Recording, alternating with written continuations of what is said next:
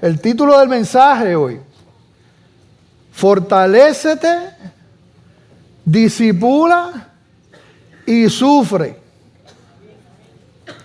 ¿Ok? Yo sé que lo más que le gusta a ustedes es la última, ¿verdad? Fortalécete, disipula y sufre. Les voy a invitar a estar en pie para leer la palabra del Señor, ¿verdad? En reverencia a ella. Nosotros sabemos y creemos, ¿verdad?, que la palabra de Dios es la única norma de fe y conducta para nosotros, ¿verdad? Nada está por encima de la palabra de Dios, de su autoridad, ¿verdad? Nadie puede añadir, nadie puede quitar a lo que está establecido. Es la palabra de Dios. La palabra de Dios permanece para siempre. Y nosotros como iglesia y como bautistas del sur, ¿verdad?, no hay nada que esté por encima de su autoridad. Y la palabra del Señor dice en 2 de Timoteo, capítulo 2, vamos a leer del 1 al 7. Y hay algunos versículos que lo vamos a leer en la Nueva Biblia de las Américas, una versión moderna, pero de traducción formal también. Así que las pueden leer conmigo en las pantallas, esta traducción. Y dice la palabra del Señor así: tú pues, hijo mío, fortalécete en la gracia que hay en Cristo Jesús. Y lo que has oído de mí en la presencia de muchos testigos, eso encarga a hombres fieles que sean capaces de enseñar también a otros. Sufre penalidades conmigo como buen soldado de Cristo Jesús. El soldado en servicio activo no se enreda en los negocios de la vida diaria a fin de poder agradar al que lo reclutó como soldado. También el que compite como atleta no gana el premio si no compite de acuerdo con las reglas. El labrador que trabaja debe ser el primero en recibir su parte de los frutos. Considera lo que digo, pues el Señor te dará entendimiento en todo. Padre, te damos gracias, Señor, por tu palabra. Siempre te decimos, Señor, y te pedimos, ¿verdad?, que seas tú guiándonos, Señor. Que pongas en nosotros, Señor, que seas tú revelando cada verdad. Que estemos, Señor, que no solamente seamos oidores de tu palabra, Señor, sino hacedores de ella, Señor. Clamamos por tu intervención y que no sea simplemente escuchar, sino verdaderamente vivir, Señor, anhelar, vivir y responder en obediencia. Y para eso, Señor, sabemos que te necesitamos. Eso es una obra tuya, Señor. Sin ti nada podemos hacer. Mira cada vida que está aquí, cada hermano, cada hermana, Señor, cada amigo, cada amiga. También los que nos escuchan, Señor, por internet y televisión, Señor, los presentamos todos a ti. Que tú obres ahí. Te pido como siempre, Dios, que me cubras. Sin ti nada puedo hacer. Gracias, Señor, en el nombre de Jesús. Amén. Se pueden sentar, hermanos. Aquí nosotros vemos la segunda carta a Timoteo, ¿verdad? Esto era un discípulo del apóstol Pablo. Esta es la última carta que escribe el apóstol Pablo. Y tiene mucha importancia. El apóstol Pablo sabía que le quedaba poco tiempo. Él estaba preso cuando escribe esta carta. Pero no era como en otras ocasiones. Realmente él sabía que ya le quedaba poco tiempo, que no podría salir de eso. Y él lo sabía y él estaba en paz. Y cuando uno sabe eso, cuando uno sabe que a uno le queda poco tiempo, sin duda las cosas que uno comparte son cosas bien importantes. Y eso es lo que está haciendo el apóstol Pablo con este discípulo Timoteo, ¿verdad?, que estuvo con él, que caminó con él en diferentes misiones, muy amado por el apóstol Pablo y sin duda, ¿verdad?, Timoteo también amaba muchísimo al apóstol Pablo también. Y él le dice, ¿verdad?, que como parte, ¿verdad?, de lo que Pablo le aconseja a Timoteo, le pide a Timoteo, él le pide que permanezca firme. Él sabe que le queda poco tiempo. Es como pasar la antorcha, ¿verdad? Y entonces le dice, mantente firme en medio de la persecución. Son temas que están dentro de esta carta. En medio de las falsas enseñanzas, en medio del abandono de algunos colaboradores, en medio de la debilidad personal, mantente firme en medio de la oposición terrible que hay hacia el Evangelio. Mantente firme en estos tiempos peligrosos, no solamente fuera de la iglesia, sino dentro de la iglesia. Cuando esta carta es escrita, ya estaba el emperador Nerón allí. En esos años hubo grande persecución contra la iglesia allí y contra los cristianos en Roma. Así que Pablo entendía, hablaba de su propia experiencia, de lo que estaba pasando. Era un momento muy difícil. De hecho, en esta misma carta, en el capítulo 4, versículo 6, según de Timoteo, mira lo que dice el apóstol Pablo, porque él sabía que le quedaba poco tiempo. Dice, porque yo ya estoy para ser sacrificado. Él sabía lo que venía, no iba a ser una muerte natural. Yo estoy listo para ser sacrificado y el tiempo de mi partida está cercano. Así que vemos el corazón de Pablo y por eso es que es tan hermosa, tan importante esta carta como lo es toda la palabra del Señor, pero hablándoles un poquito del contexto. Y ahí, de lo que acabamos de leer, vemos unos imperativos, unos verbos imperativos, vemos unos mandatos, unos mandamientos. Y cuando nosotros hablamos de mandamientos y hablamos de mandatos, no son cosas que son opcionales. Hay que hacerlo. Y dentro de eso vamos a nosotros a ver en este día tres de esos verbos imperativos. Fortalécete, disipula y sufre. Estos tres verbos imperativos, ¿verdad?, que nos hablan, ¿verdad?, de esos mandamientos importantes y que todos los cristianos somos llamados a obedecer. Porque aunque esto es una carta personal a Timoteo, como nosotros sabemos, toda la Escritura ha sido inspirada por Dios y es para todos los creyentes de todos los tiempos. Es palabra de Dios. Así que la leemos recordando su contexto histórico, pero nosotros sabemos también que es palabra que nos habla a nosotros porque es palabra de Dios, palabra que está viva. Así que la palabra, además del apóstol Pablo hablarle a Timoteo, nos dice a nosotros, fortalécete, disipula y sufre. Y cuando hablamos de iglesia, hablamos de todos aquellos que han conocido al Señor, que han reconocido que hay un solo camino, ¿verdad?, que es Jesucristo, la única verdad, la única vida, ¿verdad?, que no hay salvación en otro nombre, solamente en Él, que han reconocido que son pecadores. Y dice la palabra que los que reconocen esa verdad, su condición de pecado, porque la Biblia dice que todos somos pecadores, pero reconocen el camino del Señor. Y el Espíritu Santo está obrando, ocurre un milagro realmente ahí. Y es el milagro de la salvación. Y ocurren cambios. Y no importa la vida que uno llevaba y cómo era uno, la vida es transformada.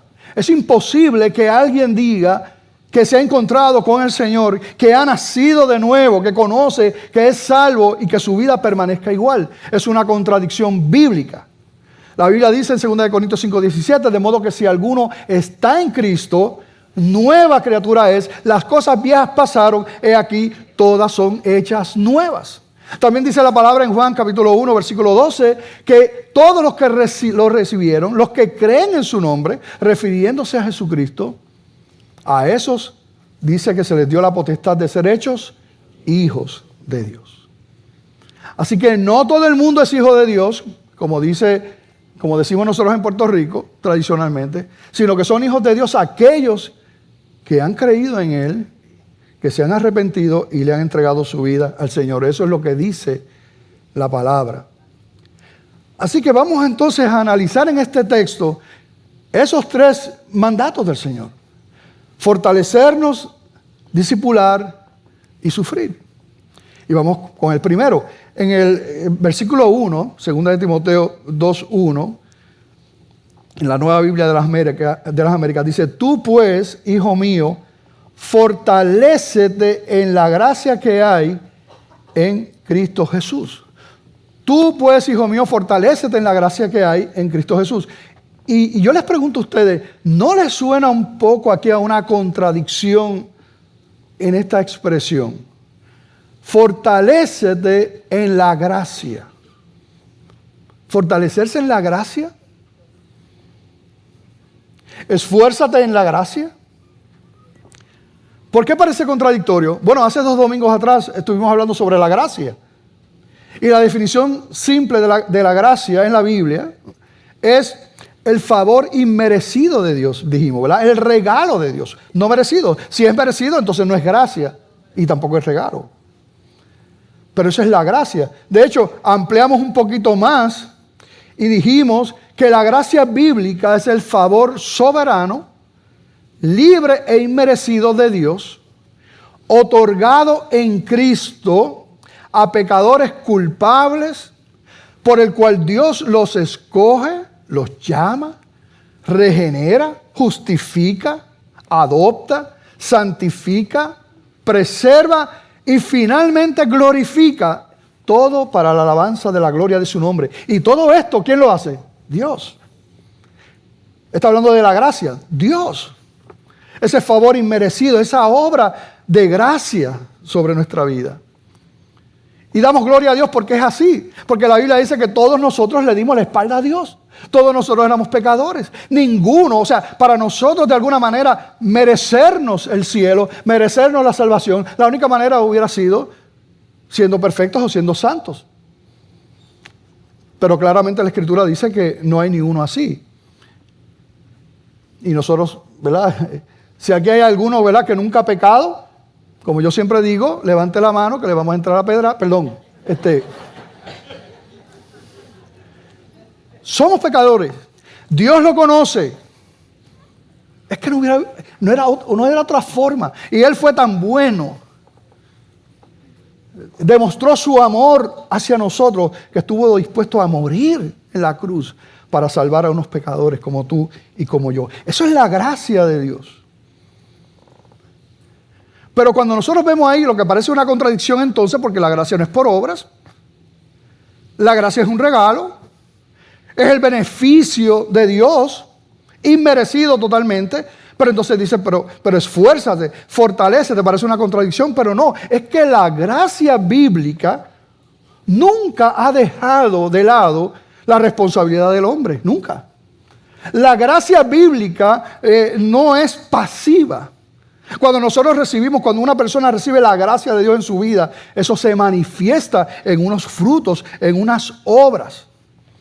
Así que nunca es pasiva, no hagas nada. Recibe la gracia de Dios y no hagas nada. No, eso no es lo que dice la Biblia. Aquí no dice que tú te fortalezcas para que obtengas la gracia. Aquí no dice que los que son fuertes son los que entonces van a obtener la gracia. No dice eso. Aquí dice, fortalécete en la gracia que hay en Cristo Jesús. Ya tú estás ahí. Si eres un hijo de Dios, si tú has recibido al Señor y te has arrepentido, tú estás en la gracia de Dios. Pues lo que te dice la palabra y lo que el apóstol Pablo le decía a Timoteo es, ahora que tú estás en la gracia, fortalécete en lo que tú has recibido. Vive conforme al regalo que Dios te ha dado. Eso es la implicación. Es lo mismo que la salvación. Hay un versículo mal citado que mucha gente lo dice para criticar las doctrinas de la gracia y para decir que no hay una salvación eterna, que la salvación se puede perder. Y uno de los muchos versículos, ese mal citado, dicen, cuídate de tu salvación con temor y temblor.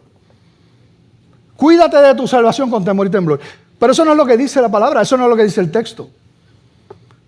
El texto lo que dice es, ocupaos en vuestra salvación. Lo que está diciendo la palabra es, ya tú eres salvo, así que tú ocúpate en la salvación que se te fue otorgada, que recibiste por gracia.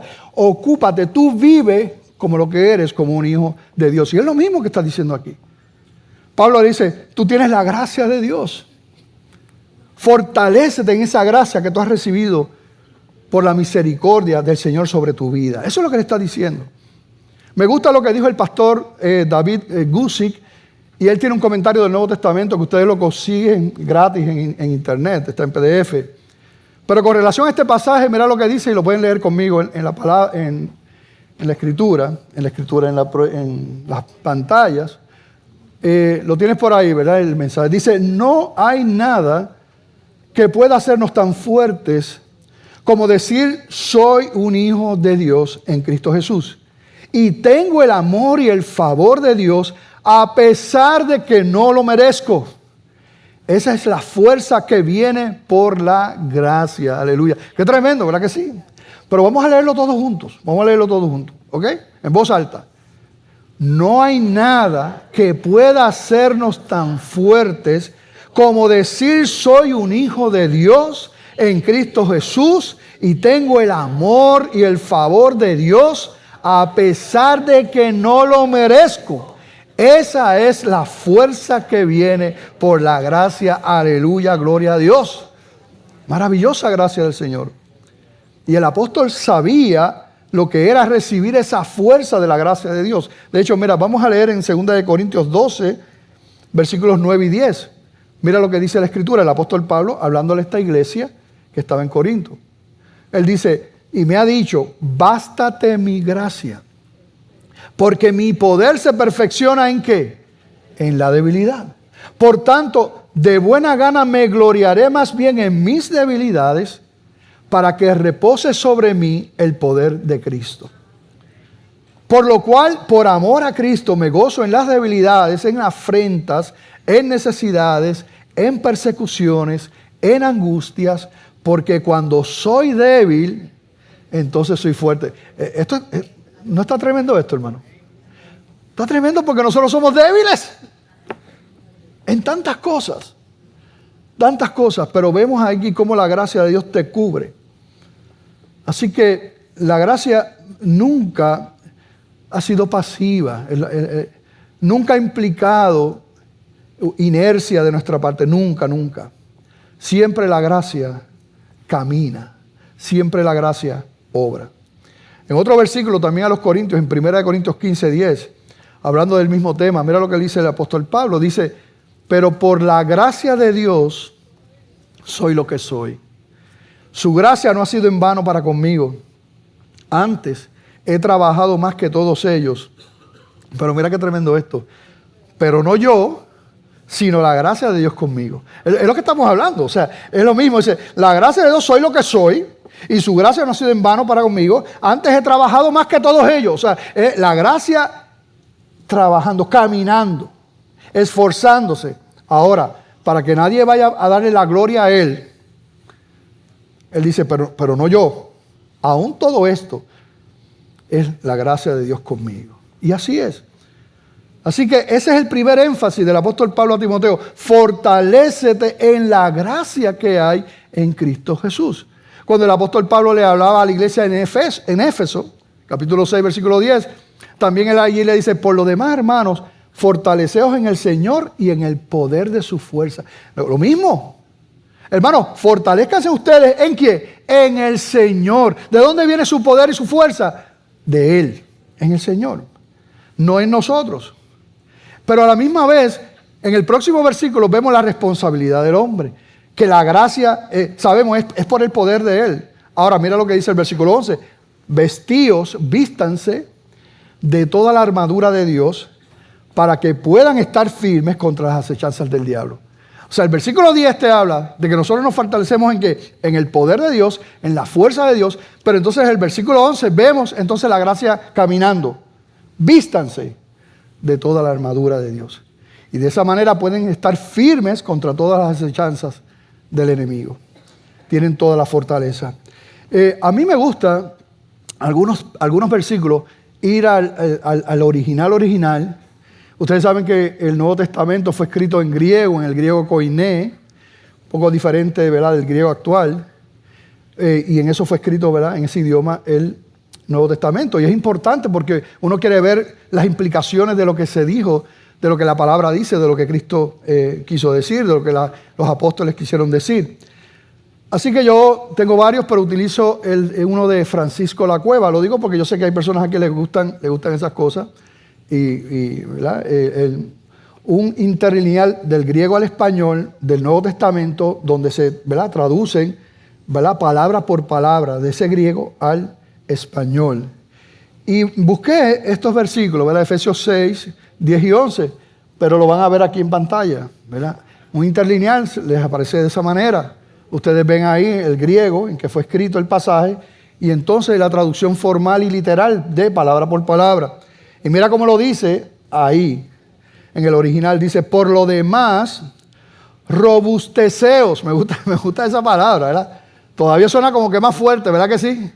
Por lo demás, robusteceos en el Señor y en el vigor de la fuerza de Él. Vestíos de toda la armadura de Dios, a fin de poder vosotros estar firmes frente a las artimañas del diablo. Es una tradición literal y formal. Pero qué maravilloso. Así que nosotros vemos que nuestra fortaleza sin duda viene de Dios, pero también a la misma vez dice, vístete, vístete. Es una gracia, ¿verdad?, que camina, ¿verdad? Nunca en la gracia se elimina la responsabilidad del hombre. Así que lo primero es fortalécete. Y lo segundo, vamos entonces al segundo imperativo aquí del apóstol Pablo a Timoteo y a nosotros, leyendo la palabra, es que disipula. Fortalécete en la gracia del Señor. Y segundo, disipula. Y de hecho, este tema del discipulado, en mi opinión, es el corazón del texto que estamos leyendo, de estos 7 versículos. Es el corazón del mensaje, el discipulado. Que el apóstol Pablo está diciendo, fortalécete con un propósito. El propósito es para discipular. Fortalécete para discipular. Vamos a leer nuevamente 2 de Timoteo 2, versículos 1 y 2. Mira lo que dice. Tú pues, hijo mío, fortalécete en la gracia que hay en Cristo Jesús. Y ahora vamos al segundo. Dice, y lo que has oído de mí en la presencia de muchos testigos, eso encarga a hombres fieles que sean capaces de enseñar también a otros. Y aquí vemos el principio de discipulado. Pablo fue discipulado, Pablo discipula a Timoteo y le está diciendo, ahora vete tú y discipula también. Si nosotros vamos a la palabra, como hijos de Dios, todos los que son hijos de Dios, yo les pregunto a ustedes, ¿cuál es el mayor propósito aquí en la tierra de la iglesia? De todos los que son cristianos, ¿cuál es el mayor propósito de la iglesia en la tierra? Cuando nosotros conocemos al Señor y nos convertimos, nosotros no salimos disparados para el cielo, ¿verdad que no? No salimos disparados para el cielo. ¿Por qué? ¿Cuál es el propósito principal de la iglesia, de nosotros, por el cual el Señor nos deja aquí? ¿Cuál es?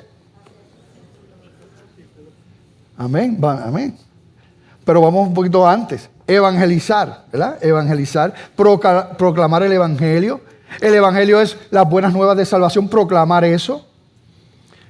Cuando nosotros vamos en un discurso de despedida del apóstol Pablo, él estaba por allá en Mileto, cerca de Éfeso. Mira lo que dijo el apóstol Pablo en Hechos 20:24, para que ustedes vean. Aquí vemos también ese propósito de la iglesia en la tierra.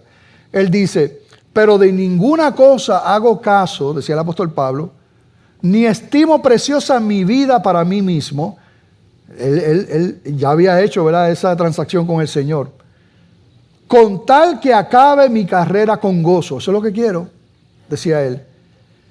Y el ministerio que recibí del Señor Jesús. Él quería terminar bien. No consideraba su vida, sino los propósitos del Señor. ¿Y cuál era ese? Dar testimonio del Evangelio de la gracia de Dios. Y es el mismo tema. Si nosotros vamos a 2 de Corintios 5, 18 al 21, porque estamos viendo otros pasajes que nos están mostrando sobre el discipulado, sobre esta verdad del Evangelio también. 2 de Corintios 5, 18 al 21 dice la palabra, y todo esto proviene de Dios, quien nos reconcilió consigo mismo por Cristo y nos dio el ministerio de la reconciliación. O sea, Cristo nos reconcilió, pero no solamente eso, sino que le da a la iglesia, le da a los cristianos el ministerio de la reconciliación. ¿Y qué es eso? Que Dios estaba en Cristo reconciliando consigo al mundo, no tomándoles en cuenta a los hombres sus pecados, y nos encargó a nosotros la palabra de la reconciliación. Así que somos embajadores en nombre de Cristo, como si Dios rogase por medio de nosotros. Qué tremendo eso, ¿verdad? Mira lo que dice ahí. O sea, porque Dios ha querido, nosotros somos, la iglesia del Señor somos los embajadores, Él mismo rogando a través de nosotros. Y dice aquí, de esa misma manera os rogamos en nombre de Cristo, reconciliaos con Dios. Ahí aprovecha el apóstol Pablo y dice, reconcíliate con Dios. Y yo puedo hacer el mismo paréntesis aquí. Si tú no le has entregado tu vida a Cristo, tú no has conocido al Señor, reconcíliate con Dios. Es el único camino. Y finalmente en el versículo 21 dice, al que no conoció pecado, ese es Jesús, por nosotros lo hizo pecado. Nosotros sí que éramos pecadores. Cristo tomó nuestro lugar. Y luego dice, para que nosotros fuésemos hechos justicia de Dios en Él. Y mi hijo Luis cantaba en el devocional Glorioso Intercambio. Y es basado prácticamente en este texto, donde el Señor, mira cuál fue ese glorioso intercambio. Él tomó nuestro pecado y nos entregó a nosotros su justicia. A nosotros ciertamente no nos costó nada, pero al Señor le costó todo. Y Él lo hizo por amor. Así que vemos, ese es el Evangelio. Esa es la buena noticia. No había nadie que se pudiera salvar, nadie. Todos somos pecadores, dice la Escritura. Yo no te pregunto si tú eres pecador. Yo no te pregunto si tú eres pecadora. Yo te digo a ti, porque la palabra lo dice, que tú eres pecador y que tú eres pecadora. Y si tú mueres en esa condición, no solamente no habrás experimentado la gracia de Dios aquí en la tierra, sino que lo que te espera entonces es la condenación eterna, dice la palabra de Dios. Hay gente que dice que Dios es bueno, que creen en Dios y en Jesucristo, pero que no creen en el diablo y no creen en el infierno ni nada de eso. Pues si tú crees en Dios, tienes que creer también en el infierno, en el diablo y todo eso, porque Jesucristo y su palabra es la que habla de eso. Hay solamente dos reinos. Cuando uno habla de estas cosas, hay gente que dice, no, yo no voy a la iglesia, yo no soy un fanático, yo no soy un cristiano ni esas cosas, pero yo tampoco estoy con el diablo, yo estoy en el medio.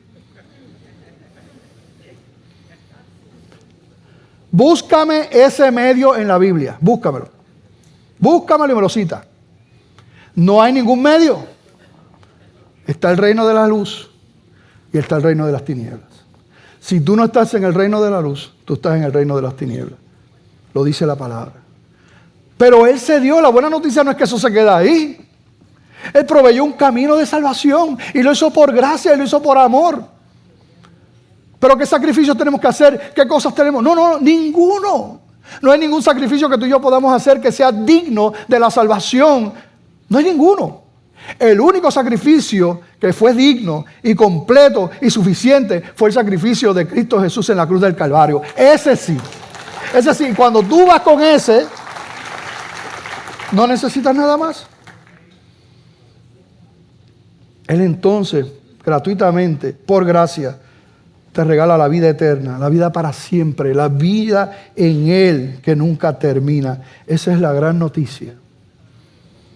Que no lo merecíamos. Así que la iglesia es llamada a compartir el Evangelio. Eso es lo que se llama la Gran Comisión. Y es interesante, uno de los versículos más famosos de la Gran Comisión está en Mateo 28. Vamos a leerlo del 18 al 20, porque veo una analogía con lo que el apóstol Pablo le está diciendo a Timoteo allá en 2 de Timoteo. Mira lo que dijo Jesús. Jesús se acercó y les habló diciendo, ¿verdad?, a los discípulos: toda potestad me es dada en el cielo y en la tierra. ¿Con qué comienza Jesús hablando? Con el poder que Él tiene, con la autoridad que Él tiene.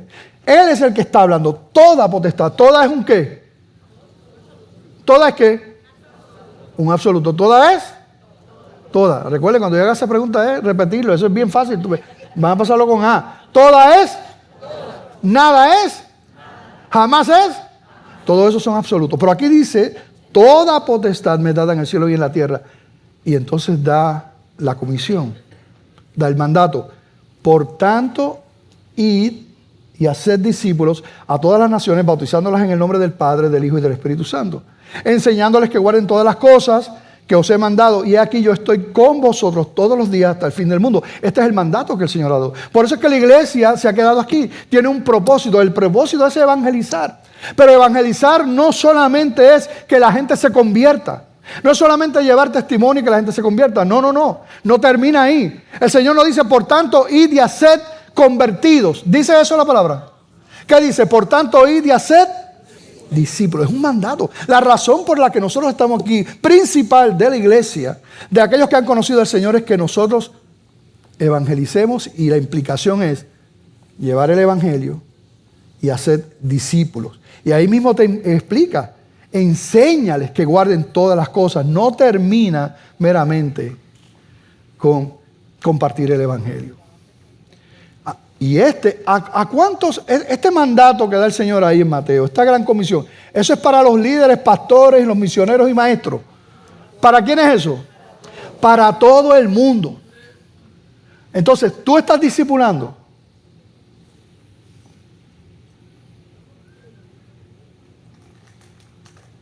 Claro, la iglesia es responsable. Porque es una cadena. Pablo fue discipulado, Pablo discipula a Timoteo, Pablo le dice a Timoteo, búscate hombres fieles y que sean idóneos para enseñar también a otros. Y de hecho nosotros, yo aprovecho, aquí hago un paréntesis para que ustedes oren por nosotros, estamos orando como iglesia, estamos orando yo como pastor, ¿verdad? Aunque aquí, ¿verdad? Damos gracias a Dios por el Instituto Bíblico, damos gracias a Dios por los discipulados de diferentes grupos, pero estamos orando por establecer un grupo intencional de discipulado personal en grupos pequeños. Y estamos preparando eso junto con los líderes, los ministros de la iglesia. Así que oren por eso. Pero eso es parte de esto. Porque no sustituye, ahí no dice, por tanto, vengan los inconversos a la iglesia. Dice así ahí. Por tanto, id, vayan. Nosotros no vamos a dejar de hacer las actividades aquí, gloria a Dios por eso. No vamos a dejar los cultos, no vamos a dejar de hacer los llamados. Y hacemos cuanta loquera nos inventamos para la gloria del Señor y para que vengan los inconversos. Hasta un concierto de jazz tenemos ahí el miércoles 29 de julio. Pero eso no sustituye el que cada vida, cada cristiano es llamado a hacer discípulos. Y tú no puedes hacer discípulos si tú no te discipulas primero. Así que hay unos principios, ¿verdad?, importantes aquí. Mira, y quiero hablarlos rapidito sobre el discipulado. Primer principio del discipulado que nosotros vemos en este texto. Aunque no todos vamos a ser líderes, maestros, pastores, todos somos llamados a discipular y eso ya lo dije. Pero ese es el primer principio. Esa es la gran comisión. Segundo principio que vemos en este texto es que un distintivo de un discípulo es que es una persona fiel, una persona leal, una persona que va a cubrir tus espaldas, una persona que no te va a abandonar en medio del camino. La implicación del texto es que si nunca hubo eso, pues realmente nunca fueron tus discípulos. Por eso el apóstol Pablo, estamos hablando del segundo punto, del discipulado, dice, esto encarga a hombres que fieles. Lo que has oído de mí, delante de muchos testigos, esto encarga a hombres fieles. Y cuando ahí dice hombres, no es hombres nada más, obviamente, está hablando, ¿verdad? Hombres y mujeres. Fieles. En el capítulo 1, estamos leyendo en el capítulo 2. En el capítulo 1, mira lo que el apóstol Pablo dice. Vamos a leer en 2 de Timoteo 1, 15 al 18. Dice, ya sabes esto. Está hablando Pablo a Timoteo. Que me abandonaron todos los que están en Asia. De los cuales son Figelo y Hermógenes. Ahí tienen dos nombres para sus hijos.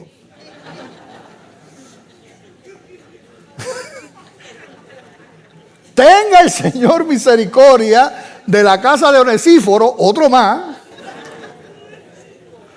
Porque muchas veces me confortó y no se avergonzó de mis cadenas, sino que cuando estuve en Roma me buscó solícitamente y me halló. Concédale al Señor que haya misericordia acerca del Señor en aquel día. Y cuánto nos ayudó en Éfeso, tú lo sabes mejor, le dice Pablo a Timoteo. Así que fíjate que le habla de cómo todos lo abandonaron al apóstol Pablo. Todos. Incluyendo a los que menciona ahí, Figelo y Hermógenes. Pero fíjate que le dedica un versículo a eso y luego le dedica 3 versículos a darle gracias al Señor por Onesíforo, que estuvo ahí. Qué tremendo cómo Pablo se enfoca en lo que ha sido confortado. Pero la realidad es lo que pasó. Por eso Pablo le enseña a Timoteo y a nosotros, la palabra del Señor nos enseña, parte del principio de discipulados tiene que ser un hombre fiel y una mujer fiel.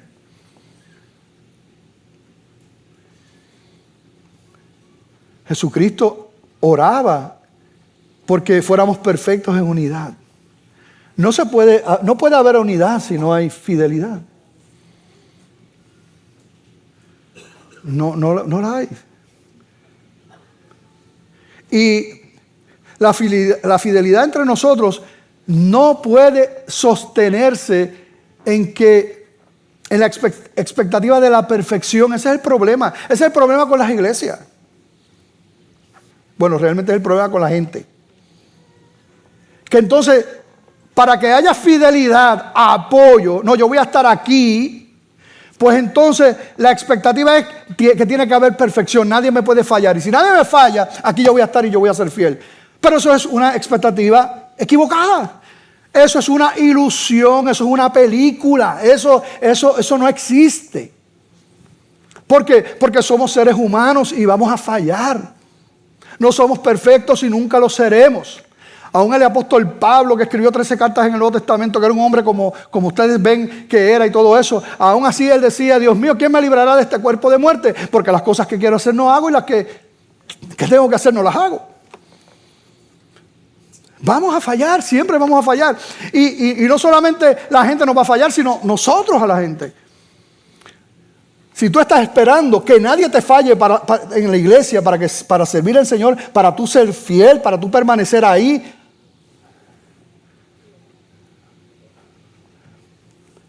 pues te vas a ir pronto. Porque te vamos a fallar. Y tú nos vas a fallar a nosotros también. Como pastor yo le pido una oración al Señor, y yo se lo he dicho a ustedes anteriormente. Yo le pido al Señor de todo corazón, se lo digo delante de Dios y delante de ustedes. Yo le digo: mira, Señor, yo sé que le voy a fallar a mis ovejas. Yo sé que le voy a fallar a mi gente. Porque yo soy humano. Pero yo lo que te pido, Señor, es no fallarle intencionalmente. Yo te pido, Señor, que eso no esté en mi corazón. Que jamás y nunca le coja mala voluntad a alguien que quiera lastimar a alguien. Le pido, Señor, guárdame de ese corazón. Pero aún sin querer eso, yo les voy a fallar. Y ustedes me van a fallar. Así que si la fidelidad depende de la perfección en las relaciones, eso nunca va a ocurrir. De hecho, eso es lo que pasa en los matrimonios. ¿Es o no es? Es lo mismo en el matrimonio. Y viene Satanás, el mentiroso, el padre de mentira, y a cuántos matrimonios le susurra por ahí a la esposa, al esposo, le dice: búscate a otro, este no vale nada, este no sirve para nada, esta no sirve para nada. Si tú tuvieras aquella que allí es que tú vas a ser feliz. Divórciate. Susurra Satanás, el mundo te lo dice. Hasta consejeros del mundo te lo dirán. Pero eso no es lo que dice la palabra de Dios. Cuando nosotros vamos a las estadísticas de los matrimonios, de los segundos matrimonios, terceros matrimonios, cuartos matrimonios, quinto matrimonio, las estadísticas se multiplican exponencialmente según los matrimonios que avanzan. Pero es el engaño. Y lo mismo es en la iglesia. No, la manera que Dios ha establecido es: no, vamos a reconciliarnos. Vamos a trabajar con esto. Eso es lo que quiere el Señor. No solamente en el matrimonio, sino también en la relación de la iglesia.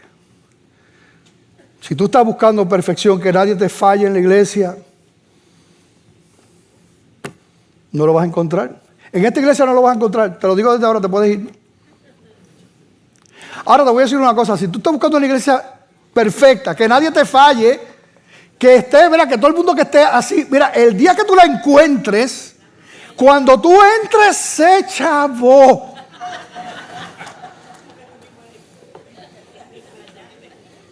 Digo, si era perfecta, porque tú no eres perfecto. El tercer principio del discipulado es que sean capaces de enseñar a otros también, no solamente fieles. Fíjate que la fidelidad lo pone primero. Y eso tiene su importancia también. Es bueno que sepa enseñar, que pueda transmitir, gloria a Dios, pero es más importante la fidelidad. Así que nosotros sabemos que Timoteo era un líder y que puede haber unas implicaciones en el texto y en la carta sobre el liderato, pero sin duda cubre a todo el mundo, no solamente a líderes, pastores. El llamado a ser discípulos es para todos. Así que, primero fortalécete, disipula, y el que ustedes estaban esperando, ¿cuál es? Sufre. Fortalécete, disipula y sufre. Segunda de Timoteo 2:3 dice, sufre penalidades conmigo como buen soldado de Cristo Jesús. La palabra de Dios es tan maravillosa y tan hermosa. Pablo es un hombre especial. Nuestro Señor Jesucristo conocemos, ¿verdad?, todo lo que Él hizo por amor. Y Pablo le dice, Pablo sabe que va a morir. Pablo está encadenado allí, está sufriendo terriblemente. Y Pablo le dice, sufre penalidades conmigo. O sea, también como buen soldado de Cristo Jesús. No te vamos a dejar solo. No es que sufras tú. No, Pablo sufrió. La tradición dice que murió, que le cortaron la cabeza, además de todo lo que sufrió. En una ocasión lo apedrearon, que pensaban que estaba muerto, y lo tiraron por una verja pensando que estaba muerto. Pero él conocía el amor de Dios. O sea, nosotros no podemos servirle al Señor si no estamos dispuestos a entender el sufrimiento. Sufrimiento. Si tú piensas, ¿verdad?, que venir a Cristo es que no vas a tener sufrimiento, pues no. Te lo digo desde ahora, no. Si tú esperas vivir sin sufrimiento por venir a Cristo, desde ahora te lo digo que no. Si esa es tu esperanza, no. Vete. La palabra está llena de esa directriz. Sufre. Ahora, yo te digo vete, pero yo les hago una pregunta. ¿Los inconversos sufren o no sufren? ¿Sufren también? ¿Se mueren los inconversos? Se mueren. ¿Se enferman los inconversos? Se mueren. ¿Los botan del trabajo los inconversos? Sí. ¿Los abandona el esposo o la esposa los inconversos? Sí. ¿Se le muere un hijo? Nosotros estamos viendo lo que... Sí. Sufre todo el mundo. Ahora, la diferencia aquí es que nosotros sufrimos por la causa de Cristo para la gloria de Dios. Fortalecidos en Él. Como yo digo, Dios no nos ha dicho que no suframos. Pero algo que no tienen los inconversos es que el mundo sin Cristo sufre, pero sufre solo. Nosotros sufrimos, pero sufrimos con Cristo. Aleluya. El que no nos abandona ni nos deja nunca. Así que, ¿qué tiene que ofrecernos al mundo? ¿Y quién me dijo a mí que no había sufrimiento? Sufre penalidades como buen soldado de Jesucristo. Sufre. Tienes que entender eso. De hecho, la iglesia es una contracultura. Es una contracultura la iglesia. ¿Qué quiere decir eso? Que nosotros vamos a caminar diferente al mundo. No le vamos a gustar al mundo. Al mundo no le gustan las cosas que dice la iglesia. Porque uno es luz y otro es tinieblas. No le va a gustar, no le gusta para nada. Y uno tiene que entender eso y pagar el precio. Y no hay nada mejor, ¿verdad?, que honrar y glorificar al Señor. Sufran en el Señor como buenos soldados. De hecho, ahí da unos ejemplos, no nos da tiempo, ¿verdad? Y de hecho, parte del sufrimiento que en la misma carta él está diciendo, él le dice, mira, los amigos nos han abandonado, la gente que era decían ser nuestros hermanos, decían ser fieles, nos han abandonado, nos han traicionado. De hecho, al final de la carta, el apóstol Pablo habla también, en 2 de Timoteo, habla también de un tal Alejandro el calderero. Y dice allí, quien le ha causado muchos males. Y le dice a Timoteo, guárdate de él, guárdate de Alejandro el calderero. Si aquí hay algún Alejandro, y yo sé que hay uno por ahí. Pero no hay problema porque ese no es el calderero. Aquí está hablando del calderero. Guárdate de él. Pero también dice que en su primera defensa, ¿verdad?, todos los desampararon, pero inmediatamente dice después, no les sea tomado en cuenta. Ese es el corazón de la palabra, no les sea tomado en cuenta. Así que vamos a sufrir por Cristo, sin duda. Y hay muchos versículos, pero el tiempo no nos deja terminar. Más adelante, entonces, con relación a esto del sufrimiento, el apóstol Pablo le da unos ejemplos a Timoteo, ¿verdad? Utiliza unas alegorías para presentar lo mismo del compromiso, de lo que implica servir al Señor. Y el primer ejemplo es que sea un soldado. Y le dice que el soldado en el servicio activo no se enreda en los negocios de la vida porque quiere agradar a que lo reclutó como soldado. Es el primero. La primera vez cuando él dice, sé como un soldado que quiere agradar al que lo reclutó, y como quiere agradarlo, no se involucra en las cosas de la vida, no puede. Y cuando uno conoce las personas que son militares, pero militares, es otra mentalidad. Y ha sido así. Entonces, pero no es el único ejemplo, luego le da otro ejemplo. El primero, el soldado quiere agradar al que lo reclutó. El segundo es el atleta. Y dice, también el que compite como atleta no gana el premio si no compite de acuerdo con las reglas. Entonces usa otro ejemplo. El primero quiere agradar al que lo reclutó. El segundo tiene que competir, quiere ganar, pero tiene que competir conforme a las reglas. Tú no puedes inventar tus propias reglas. Si tú, ¿verdad?, quieres competir como atleta y quieres ganar el premio, hay una sola manera y es cumpliendo las reglas. Las cosas son como Dios dice y lo que Dios dice está contenido en la palabra del Señor. Así que nosotros no tenemos que improvisar. No es algo subjetivo. Tenemos la palabra de Dios. La palabra de Dios nos dice, uno sabe qué uno puede hacer y qué uno no puede hacer. Dice, el que quiere ganar, compite de acuerdo con las reglas. Es posible uno creer que nosotros podemos hacer nuestras propias reglas. Hay cristianos que pueden en su ignorancia pensar eso, o personas que no conocen al Señor y pensarlo también. Hay personas que pueden decir en la iglesia, yo sé que esto es pecado, pero Dios me entiende. Así que yo voy a seguir adelante con el pecado. Hay gente que podría tener esa mentalidad. Yo recuerdo en una ocasión una persona, ¿verdad?, supuestamente cristiana, yo no sé si sí o si no, que en un momento de coraje empezó a decir un montón de malas palabras. Y yo me molesté, yo estaba presente. Y yo le dije, pero, ¿qué manera de hablar es esa? Tú no eres cristiano. Ustedes saben cuál fue la respuesta. Me dijo, Dios sabe que yo no lo hago con maldad.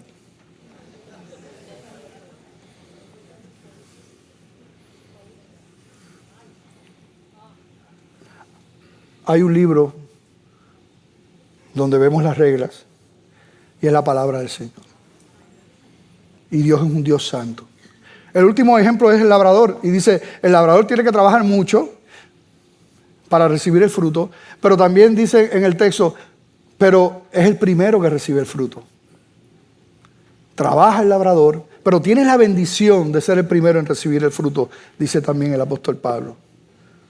Y finalmente en el versículo 7, vamos a leerlo, 2 de Timoteo 1:7, es el último versículo. Dice, considera lo que digo, pues el Señor te dará entendimiento en todo.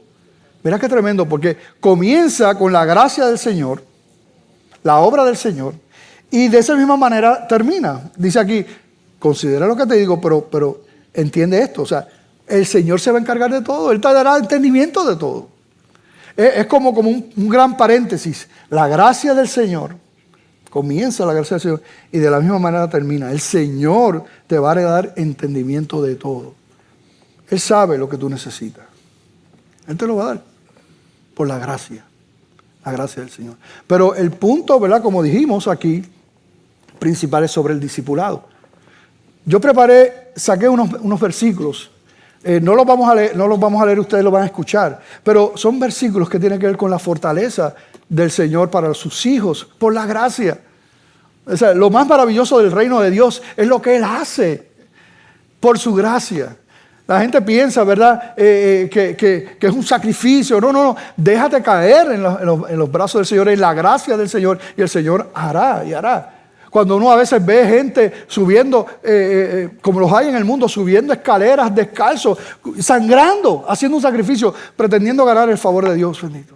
Gente cargando cruces grandísimas, pretendiendo ganar el favor de Dios. Gente que se crucifica allá en las Filipinas y en otros lugares, pretendiendo ganar el favor de Dios. No. Cristo lo hizo todo.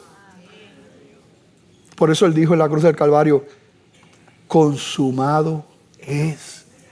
Todo está hecho. Es por gracia. Pero mira qué hermoso, versículos de la fortaleza del Señor, lo que Él hace. Isaías 40:29, Él da fuerza al cansado y multiplica las fuerzas al que no tiene ningunas. Isaías 40:31, pero los que esperan en Jehová tendrán nuevas fuerzas, levantarán alas como las águilas. El Salmo 46:1, Dios es nuestro amparo y fortaleza, nuestro pronto auxilio en las tribulaciones. El Salmo 18:1 y 2, te amo, oh Jehová, fortaleza mía, Jehová, roca mía y castillo mío. El Salmo 28:7 dice, Jehová es mi fortaleza y mi escudo, en él confió mi corazón y fui ayudado. El Salmo 73:26 dice, mi carne y mi corazón desfallecen, mas la roca de mi corazón y mi porción es Dios para siempre. Isaías 41:10 dice, no temas porque yo estoy contigo, te fortaleceré, siempre te ayudaré. Filipenses 4:13 dice, todo lo puedo en Cristo que me fortalece. Josué 1:9 dice, mira que te mando que te esfuerces y seas valientes. No temas ni desmayes. Primera de Crónicas 28:20, anímate y esfuérzate y manos a la obra, no temas ni desmayes. Nehemías 8:10 dice, el gozo de Jehová es vuestra fuerza.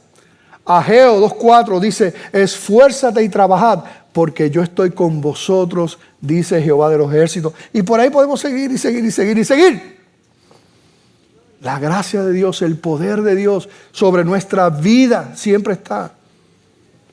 Ahora, el punto aquí práctico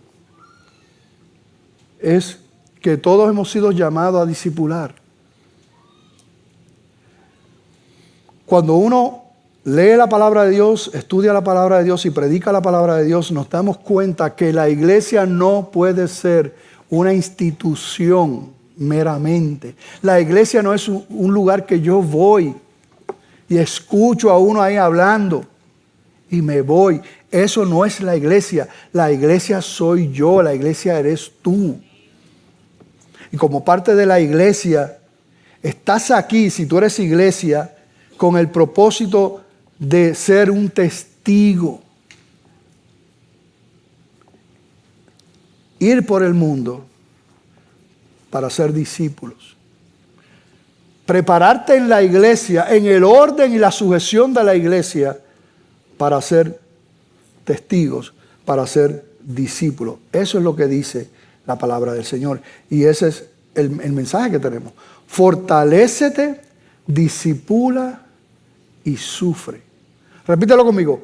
Fortalécete, discipula y sufre. No te olvides de eso. Fortalécete en la gracia del Señor. Discipula, búscate hombres fieles, idóneos, capaces, y sufre penalidades como buen soldado de Jesucristo. Amén. No me contestes esto, pero ¿dónde estás tú? ¿Qué es la iglesia? ¿Qué sentido, qué concepto de iglesia tienes tú? ¿Qué concepto del reino tienes tú? El que heredamos católicos romanos de ir a coger una misa, entro y salgo y no tengo ningún compromiso. Todos los que tienen que hacer son los que están allá arriba y se acabó. ¿Eso es lo que dice la Biblia? Eso no es lo que dice la Biblia. La iglesia no soy yo únicamente, somos todos. Por tanto, id y haced discípulos a todas las naciones. Padre, te damos gracias, Señor, por tu palabra, gracias por este día. En este momento, Señor, voy a hacer un llamado. Si aquí hay alguna vida, Señor, que no te conoce, que nunca ha entregado su vida a ti, Señor, y tú le estás llamando, te pido, Espíritu Santo, que toque su corazón, Señor, que rompas toda cadena y toda atadura y que esa vida pueda reconocerte a ti como Señor y Salvador, pueda reconocer sus pecados, pueda rendirse a ti, Señor, pueda comenzar esa vida nueva, Señor, como tú has prometido. Si aquí también hay algunos, Señor, que ya son tus hijos, tus hijas, pero que se apartaron de tus caminos, Señor, que por las razones que sean, que no vienen al caso en este momento, Señor, se alejaron de tu voluntad y tú quieres, Señor, llamarlos hoy a casa, a que regresen a casa, a reconciliar su vida contigo, Padre, te pido que toques sus vidas también. Gracias por tanto amor, por tanta misericordia, por tanta bondad. Señor, gracias por esa gracia que nos cubre, Señor. Y que no depende nada de nuestras obras y de nuestras fuerzas, sino de tu obra y de tus fuerzas. Gracias, Señor. En tus manos todas las vidas y este llamado, en el nombre de Jesús. Amén. Yo pregunto si aquí habrá alguna persona que nunca le ha entregado su vida a Cristo. Ha escuchado el mensaje. El Evangelio ha estado implicado en todo el mensaje también. Hay unas verdades, si es que Dios te ama, como dice Juan 3:16. Pero hay un problema y es que todos somos pecadores. Tu pecado, mi pecado nos separó de Dios. Por eso es que nosotros no podemos tener una relación con Dios. El pecado nos ha lastimado, nos ha lacerado. Todos somos pecadores, pero rompió nuestra relación con Dios. Pero Cristo vino precisamente para reconciliarnos con Dios. Si yo confieso mi pecado, reconozco mi pecado, creo y confieso que Jesucristo es el Señor, que es el único camino. Él dijo, yo soy el camino, la verdad y la vida. Nadie viene al Padre sino por mí. La palabra dice, y en ningún otro hay salvación, porque no hay otro nombre bajo el cielo en que podamos ser salvos. Solamente en Jesucristo. Así que si tú reconoces tu pecado por la gracia de Dios, por la obra del Espíritu Santo, y tú reconoces que hay un solo camino de salvación que es Cristo, no es la iglesia bautista, no es ninguna iglesia. Yo no te hablo de religiones, te hablo de una relación personal con Cristo Jesús. Así que pregunto, ¿habrá alguien que está aquí, que Dios le está llamando, el Espíritu Santo le está llamando, reconoce su pecado, quiere rendir su vida, sus pecados al Señor y lo hace públicamente? Él murió públicamente. Lo hace públicamente levantando su mano. ¿Habrá alguien que en esta tarde rinde su vida, sus pecados al Señor y lo hace públicamente levantando la mano? ¿Habrá alguien aquí?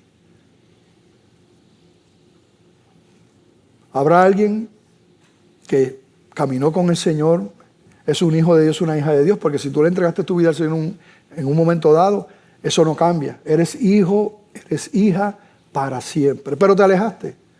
Pues qué tremendo día sería el de hoy de regresar a casa y reconciliarte con Dios. ¿Habrá alguien que quiere reconciliar su vida con el Señor, que se ha alejado de los caminos de Dios y dice, Señor, perdóname, quiero regresar a casa? Y lo hace públicamente levantando su mano. Si no hay nadie que tome decisión, le pido que se pongan de pie. Vamos a terminar en el nombre del Señor.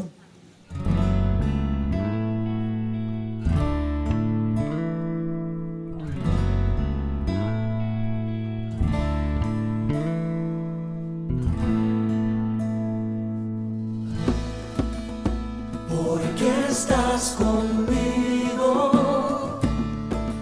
no falta